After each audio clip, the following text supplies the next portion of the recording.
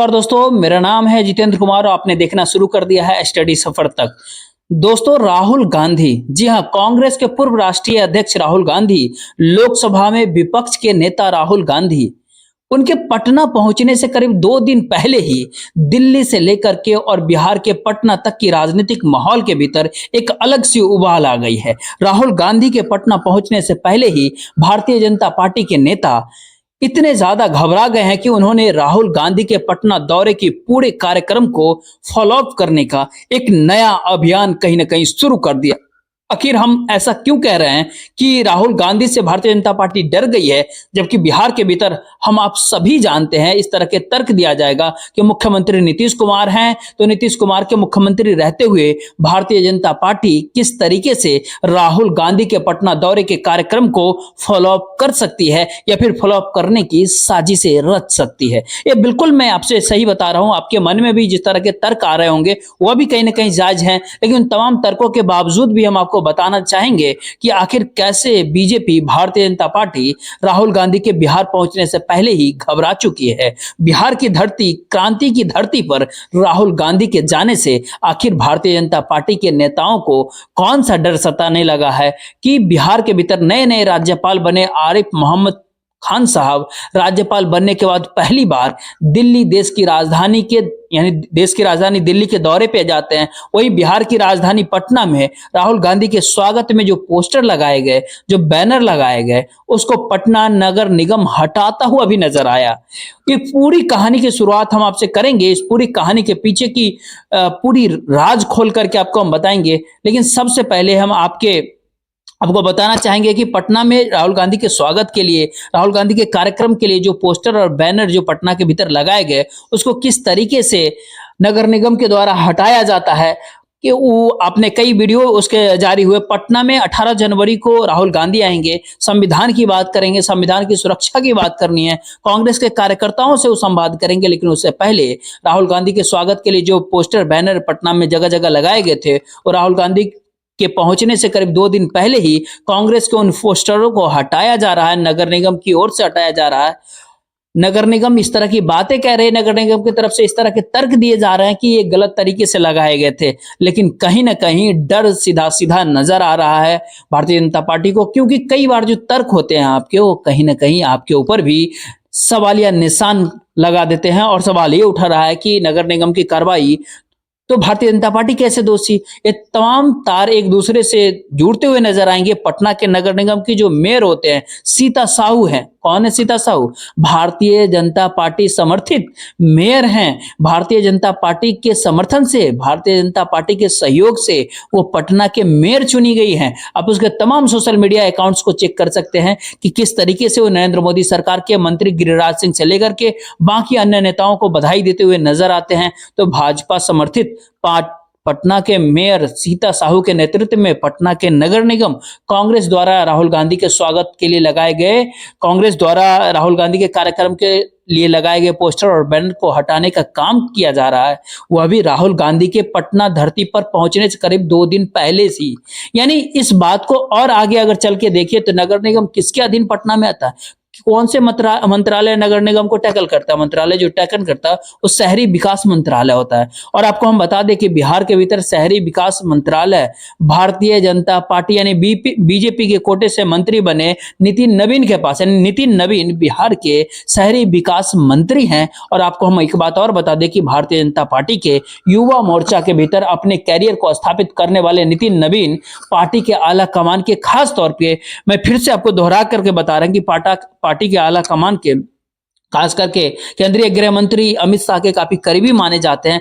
बिहार की राजनीति को समझने वाले लोग तो ये तक कहते हैं कि अगर आने वाले सालों में बीजेपी को बिहार के भीतर, यानी ये कह कि अमित शाह के टेन्योर के भीतर, अमित शाह के प्रभावशाली रहने के दौर में अगर बीजेपी को अपने दम पर बिहार के भीतर सरकार बनाने का मौका अगर मिलता है तो नितिन नवीन मुख्यमंत्री बनने के सबसे प्रबल दावेदार हो सकते हैं। उन्हीं नितिन नवीन के पास शहरी विकास मंत्रालय है और शहरी विकास मंत्रालय के अंतर्गत नगर निगम के विभाग आता है, और वही नगर निगम पटना के सड़कों से राहुल गांधी के स्वागत, राहुल गांधी के कार्यक्रमों को लेकर के लगाए गए तमाम सारे पोस्टर बैनर को हटाया रहा।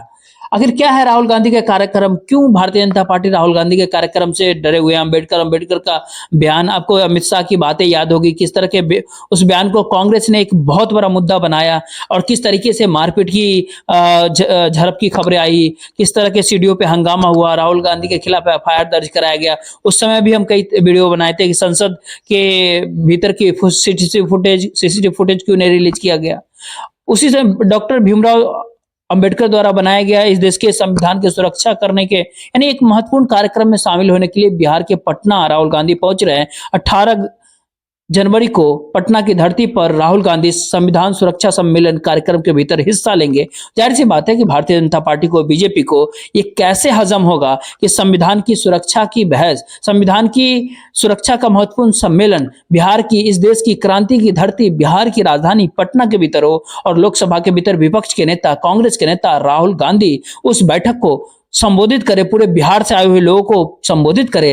लेकिन इससे पहले एक और काफी महत्वपूर्ण बैठक होता है, जिस बैठक में भारतीय जनता पार्टी के रणनीतिकारों की नींद उड़ा करके रख दी है। उस बैठक के बारे में हम आपको बताएंगे, लेकिन उससे पहले एक और डाटा आपको बताते हैं। बिहार के पिछला विधानसभा चुनाव यानी 2020 के बिहार विधानसभा चुनाव, ध्यान दीजिएगा, उस विधानसभा चुनाव में किसी तरीके से घिसट घिसट करके 243 सदस्य विधानसभा, जिसमें बहुमत के लिए 122 विधायक चाहिए, 125 के आंकड़े पर नीतीश कुमार के नेतृत्व में भारतीय जनता पार्टी का गठबंधन पहुंच पाया था, जिस पर नीतीश कुमार, भारतीय जनता पार्टी, वीआईपी और हम जैसी पार्टी शामिल थी। वहीं दूसरी तरफ तेजस्वी यादव के नेतृत्व में महागठबंधन, जिसमें तेजस्वी यादव के राष्ट्रीय Janata Dal, Congress party, CPIML, CPM और सीपीआई जैसे दल थे, वो 110 पर पहुंच गया। लेकिन दोनों गठबंधनों के बीच जो वोट का प्रतिशत का जो आंकड़ा था वो 0.0 मतलब कुछ ही का फर्क था। और जानकार का कहना यहां तक है कि अगर उस चुनाव में 2020 के बिहार विधानसभा चुनाव में कांग्रेस ने अपने पिछले प्रदर्शन को अगर दोहराया होता, यानी 2015 के बिहार विधानसभा चुनाव की जैसे जो प्रदर्शन थे वो अगर दोहरा देता, तो नीतीश कुमार और भाजपा की सरकार नहीं बनती और फिर सरकार बनती महागठबंधन की, मुख्यमंत्री बनते तेजस्वी यादव। ऐसा हम आपसे क्यों कह रहे हैं? क्योंकि 2015 के बिहार विधानसभा चुनाव में कांग्रेस के विधायकों की संख्या 27 यानी 27 थी। 2020 के विधानसभा चुनाव में चूंकि लालू यादव जेल में थे, तेजस्वी यादव कांग्रेस के साथ उस तरह की बार्गेन नहीं कर पाए। कांग्रेस ने दबाव डाल करके, प्रेशर डाल करके आरजेडी गठबंधन में यानी महागठबंधन में 70 विधानसभा सीटें अपने लिए मांग लिया था। लेकिन 70 विधानसभा सीटों पर चुनाव लड़ने के बावजूद कांग्रेस 2015 के अपने आंकड़े यानी 27 तक भी नहीं पहुंच पाई। कांग्रेस के विधायकों के जीत का आंकड़ा जो है केवल 19 पर जाकर के अटक गया। यानी ये कहे कि कांग्रेस के 51 उम्मीदवार 2020 के बिहार विधानसभा चुनाव हार गए।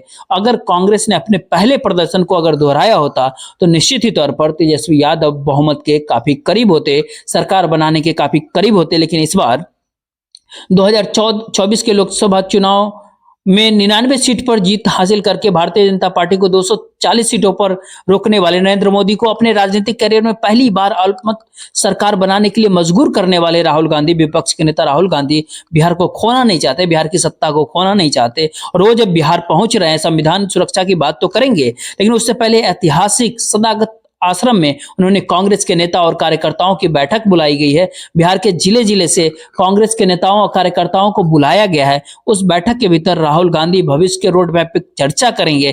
कांग्रेसी नेता और कार्यकर्ताओं को सीधा सीधा इस तरह की हिदायत देंगे कि लड़ना है, जीतना है, भाजपा को हराना है, भाजपा को सत्ता से बाहर करना है। जिम्मेदारी भी तय की जाएगी। ये भी तय किया जाएगा कि पिछली बार 70 सीटें किस बेसिस पर, किस वजह पर मांगी गई थी। जब मांगी गई थी तो 51 सीटें हमारे उम्मीदवार आखिर कैसे हारे। और जब हम फिर से आपको बता रहे हैं कि राहुल गांधी अगर कांग्रेस को अंदर से नटबोल्ट टाइट करेंगे, अगर कांग्रेस, बिहार के कांग्रेसियों को राहुल गांधी अगर टाइट करते हैं और नेताओं के बजाय कार्यकर्ताओं से सीधा संवाद अगर राहुल गांधी स्थापित करते हैं, तो महागठबंधन के भीतर राष्ट्रीय जनता दल के पास सबसे मजबूत राजनीतिक दल के रूप में कांग्रेस पार्टी फिर से उभर सकती है। और अब जब चचा भतीजे का खेल अब बिल्कुल बंद हो गया है, तेजस्वी यादव साफ इस तरह की बातें कह रहे हैं कि अब चुनाव होगा, चुनाव जीत करके वो महागठबंधन की सरकार को बनाएंगे, तो सरकार में राहुल गांधी और कांग्रेस की एक बहुत बड़ी महत्वपूर्ण भूमिका होगी। बीजेपी इस बात को कहीं ना कहीं बखूबी समझ रही है कि राष्ट्रीय जनता दल का वोट बैंक मजबूती के साथ तेजस्वी यादव, लालू यादव के पीछे खड़ा है, सीपीआई एमएल के पीछे उसके वोट बैंक साथ खड़ा है, लेफ्ट पार्टियों का वोट बैंक उसके साथ खड़ा है। अगर कांग्रेस ऐसे में अपने संगठन को मजबूत करके अगर चुनाव लड़ती है बिहार में, मजबूती से बिहार विधानसभा चुनाव को लड़ती है, तो फिर ऐसे में बीजेपी का सत्ता से बाहर होना, बिहार की सत्ता से बाहर होना कहीं न कहीं तय है। चर्चा के खेले पर पूर्ण विराम यानी फुल स्टॉप लगना तय है। और कहा तो यह तक जा रहा है कि 18 जनवरी 2025 को जब पटना की धरती पर राहुल गांधी होंगे, तो निश्चित तौर पर उनकी मुलाकात लालू यादव और तेजस्वी यादव के साथ हो सकती है। यह भी एक महत्वपूर्ण बात बता दें आपको कि 18 जनवरी को ही राष्ट्रीय जनता दल के संगठन के भीतर एक बहुत बड़ा बदलाव होने वाला है। जी हाँ, कहा तो ये तक जा रहा है कि 18 जनवरी 2025 को जो राष्ट्रीय जनता दल के राष्ट्रीय कार्यकारिणी दल की बैठक होगा, उसमें लालू यादव, तेजस्वी यादव अपने पार्टी का राष्ट्रीय जनता दल यानी कार्यकारी अध्यक्ष बना करके आधिकारिक रूप से तेजस्वी यादव को कमान सौंप सकते हैं। उसके बाद तेजस्वी यादव और राहुल गांधी की जो जोड़ी है, वो बिहार के भीतर भारतीय जनता पार्टी को उसी तरीके से चुनाव हराते हुए नजर आएगी जिस तरीके से लोकसभा चुनाव 2024 के लोकसभा चुनाव के भीतर राहुल गांधी और अखिलेश यादव की जोड़ी ने उत्तर प्रदेश के भीतर भारतीय जनता पार्टी यानी बीजेपी की हालत काफी बुरी कर दी थी। उत्तर प्रदेश में लोकसभा चुनाव में अखिलेश और राहुल गांधी की जोड़ी ने बीजेपी को काफी बुरी तरह से हराया था। और अब बिहार के भीतर 2025 के बिहार विधानसभा चुनाव में तेजस्वी यादव और राहुल गांधी की जोड़ी अगर बन जाती है, तो फिर ऐसे में बीजेपी के गठबंधन यानी एनडीए गठबंधन, जिसका मुख्यमंत्री चचा नीतीश कुमार हैं, उनको सत्ता से बाहर होना पड़ सकता है। नीतीश कुमार तो इस बात को समझ पा रहे हैं या फिर नहीं पा रहे हैं, लेकिन नीतीश कुमार के बारे में तो ये भी कहा जा रहा है कि लाठीचार्ज पटना में हुआ, 2-3 बार हुआ, बीपीएससी छात्रों पढ़े, इसकी जानकारी तक नहीं उनको। नीतीश कुमार को जो पत्र लिखा जाता है, वो पत्र भी उन तक नहीं पहुंचने दिया जाता, पत्र का जवाब भी रास्ते से ही कोई दे देता है। इसलिए हम अब बार बार आपसे दोहरा रहे हैं कि नीतीश सरकार का जिक्र नहीं कर रहे हैं, हम बीजेपी के गठबंधन सरकार का जिक्र कर रहे हैं, क्योंकि ये सरकार को बीजेपी ही कहीं ना कहीं चला रही है। पुलिस भी बीजेपी के अंदर है।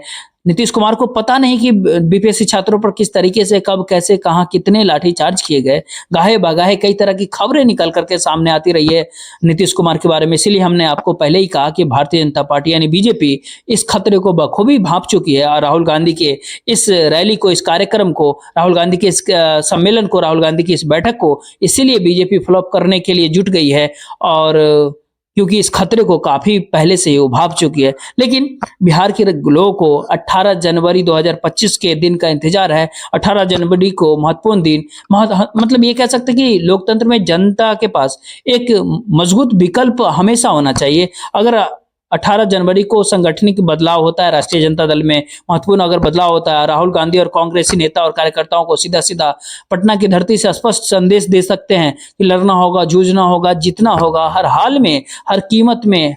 तो फिर ऐसे में लोकतंत्र को बचाना जरूरी है, संविधान की सुरक्षा करना जरूरी है। तो फिर ऐसे में बीजेपी यानी भारतीय जनता पार्टी के गठबंधन वाली सरकार को विदाई के कोई रोक नहीं सकता है, उस बदलाव को कोई रोक नहीं सकता। इसीलिए इस षड्यंत्रों का एक नया दौर बिहार की राजनीति गलियारों में शुरू हो गया है। फिलहाल इस वीडियो में इतना ही। वीडियो को शेयर जरूर कीजिएगा, वीडियो को लाइक और चैनल को सब्सक्राइब जरूर कीजिएगा।